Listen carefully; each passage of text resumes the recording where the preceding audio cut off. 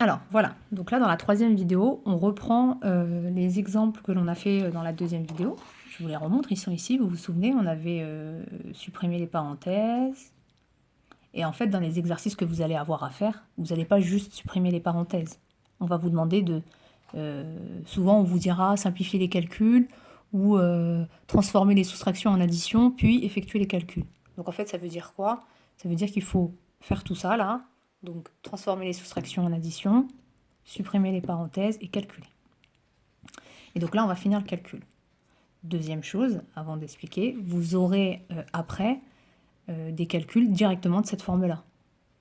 Donc là, il n'y a pas de suppression de parenthèses, donc il faudra calculer directement avec la méthode là que je vais vous expliquer. Alors, il y a deux façons de faire ce type de calcul, et dans chacun des exemples, je vais expliquer. Et à la fin de ces 3 vidéos, il faudra recopier la leçon. Alors, donc, première technique, je vous rappelle que là, vous avez un nombre positif, parce qu'en fait, là, il n'y a pas de signe. Mais vous vous souvenez, la seule situation où il n'y avait pas de signe au début, c'était les nombres positifs. Donc en fait, lui, il est positif. Et lui aussi, il est positif. Donc ces deux-là, je vais pouvoir les calculer ensemble. Et ensuite, lui, il est négatif, et celui-là, il est négatif. Je vous rappelle que ça, c'est pas une soustraction, que ça, c'est pas une addition, que ça, c'est pas une soustraction. Enfin, pas forcément, en tout cas. Ça peut l'être, mais c'est pas forcément. Donc là, ça, c'est le signe de moins 4, ça, c'est le signe de moins 7. Donc, je les recopie. Alors, vous n'êtes pas, pour ceux qui sont à l'aise avec les calculs de tête, vous n'êtes pas obligé de détailler. Hein, si vous arrivez à faire des calculs, par exemple, là, vous voyez 3 plus 6, hop, ça fait 9. Vous pouvez l'écrire directement. Là, je prends le temps de tout bien détailler. Hein. Après, ceux qui sont plus à l'aise peuvent aller plus vite. Et là, faites attention, parce que souvent, il y en a qui ont tendance à calculer comme ça. Non. J'ai bien encadré tout ça. Pourquoi? Parce que le moins 4, il vient d'où? Il vient de là. Et souvenez-vous, si je vous remontre le calcul de tout à l'heure, hop, c'est moins 4 le nombre. D'accord? C'est moins 4 que je vais calculer avec moins 7. C'est pas 4. Donc, là, j'ai 4 bulles négatives et 4 bulles et 7 bulles pardon, négatives. Ils sont dans le même camp. Qu'est-ce qui se passe? Ils restent dans le même camp. Et donc, ça fait 11 bulles négatives. Ensuite, on poursuit. 9, il n'y a rien devant. Quand il n'y a rien devant, c'est un positif. 9 moins 11. Donc là, j'ai 9 bulles positives qui affrontent 11 bulles négatives. Qui va gagner? C'est les négatifs, ils sont plus nombreux. Et il va en rester combien? Il va en rester 2. Deuxième exemple. Alors là, on peut faire la technique en calculant tous les négatifs entre eux. C'est-à-dire que comme ils sont tous dans le même camp, je les calcule tous entre eux. Ou alors, vous faites 2 par 2.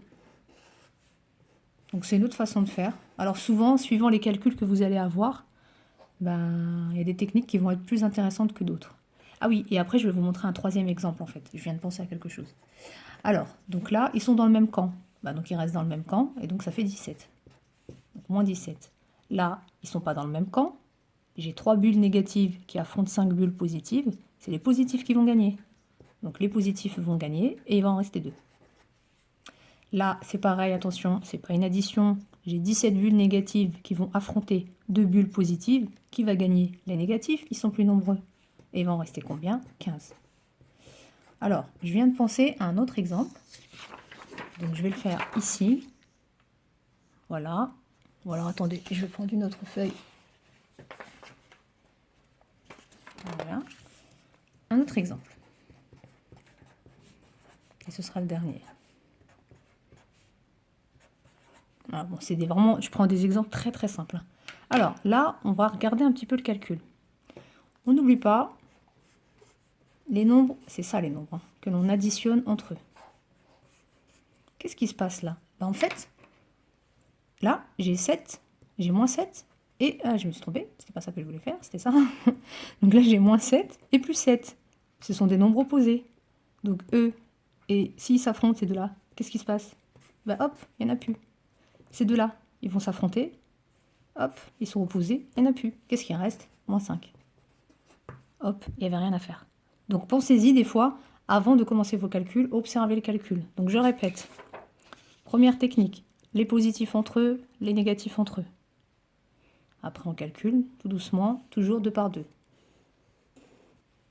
Deuxième technique, vous les faites 2 par 2 en suivant l'ordre du calcul. Donc là, vous ne vous posez pas de questions, vous prenez ces deux-là, prenez ces deux-là, et vous finissez le calcul. Troisième technique, mais ça ne marche pas toujours, il faut regarder le calcul.